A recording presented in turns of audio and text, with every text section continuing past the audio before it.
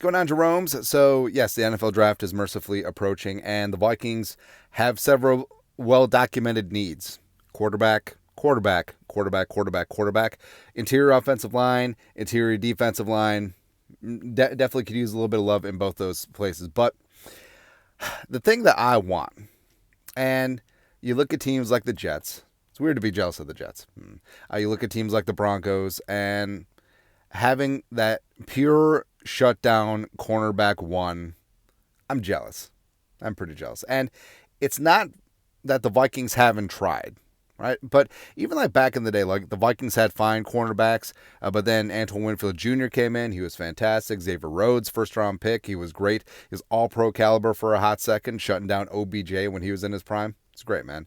But the Vikings, throughout the years, the Vikings have had, so in the like 90s, early aughts, the Vikings constantly threw third-round picks at corners, right? Talk about like Asher Allen, Josh Robinson, come on down, man. But then the Vikings started tossing first-round picks at corners, where whether it be Xavier Rhodes, who was fine for a while, Trey Waynes was aight, but didn't get a second contract and since retired. And then Mike Hughes, and then Jeff Gladney, rest in power. But it just hasn't worked out. Right, and with Kevin McCollum talking about that Flores, whose defense played a lot of zone last year, wants to go more man, maybe the Vikings need to make corner a priority in the draft. Now, yes, there are a lot of balls up in the air right now. There's a lot of plates spinning because the Vikings, so they have that extra first-round pick, which is fantastic. Do they package them up to go get a quarterback? But what if they don't?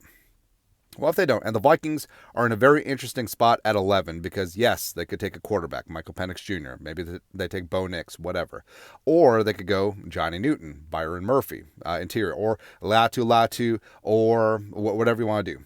But there's a very good chance that they could have their choice of the top tier corners in this draft. Now, I don't think a corner will go in the top 10, but then again, I don't know. Maybe the Falcons, it's fine. But you're looking at Quinn and Mitchell from Toledo, looking at Nate Wiggins from Clemson, and then also the two Alabama corners who I love, Terrion Arnold, the redshirt sophomore, as well as Kool-Aid McKinstry. Now, in terms of wanting a press man corner, I mean, there's lots of great options. I feel like Quinion is super underrated. And yeah, Cooper DeJean is in there as well. But if we're talking a true belt buckle to belt buckle, travel on an island, find your wide receiver one, and make the day hell for him. It's not going to be DeJean. DeJean is basically Honey Badger. But Mitchell, I think Mitchell's super underrated. And I feel like, so the Bama corners, I feel like you almost get draft fatigue. But Nick Saban, recently retired Nick Saban, like his background is defensive backs. So every single Alabama corner that comes in, A, is going to be a 4 or 5 star recruit. B, is going to have highly translatable cornerback skills from day one. And C, probably played in a more complex defense than he's going to see in the National Football League coming in to a large degree, right? So I'm in Terrion Arnold. I love me some Kool-Aid McKinstry as well. I think both of them have a ton of upside. I love Terrion Arnold's background as well. So I think it could be a spot where the Vikings sneakily just put a big smile on Brian Flores' face and like, hey, we're going to go corner in this spot. Or, I mean, they're going to have to maneuver around because I think that there's a nice band of corners that is going to go late day 2 in the third round area. Max Melton from Rutgers, Ronaldo Green from Florida State. If you want a true blue press man cornerback, let's go. Elijah from Boston College. So there's going to be a number of guys on the board where just like we can make this work. Right, and I love what Mekhi Blackman did last year. I think that he's going to grow and show this year. I love Murph, but definitely would prefer him more in the slot. That's where he's going to make his money.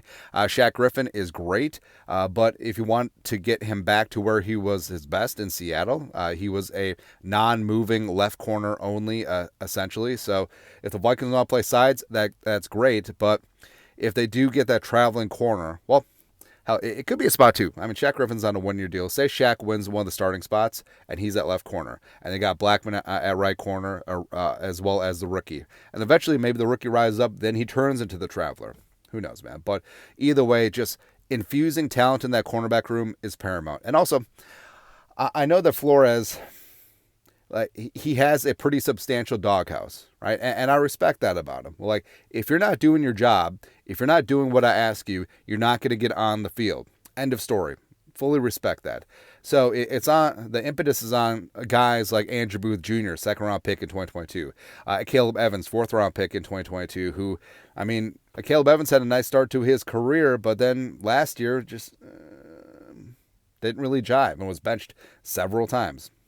But Caleb Evans has length on the outside. He has a ton of talent. Andrew Booth Jr. is a man coverage merchant coming in, but for whatever reason, for health, performance, otherwise, he was just behind the eight ball last year, right? So I think the Vikings, the cornerback room is going to be fine. And also, if and when the Vikings do generate more pressure up front, especially if they don't have to blitz to do it. So that means getting a defensive interior, getting edge rushers who can consistently get their own rush without having numbers, without sending 5-6 dudes. That's going to put a lot more ease on coverage and make life a lot easier for the cornerback. So it's one hand washes the other. But I'm kind of looking for it, man. I mean, you look at Sauce Gardner, you look at Surtain.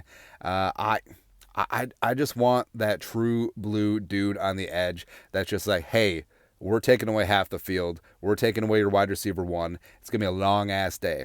Kind of want that. Kind of need that. Anyways, that's it. Raw, real car rant on corners. There you go. Skull, production value.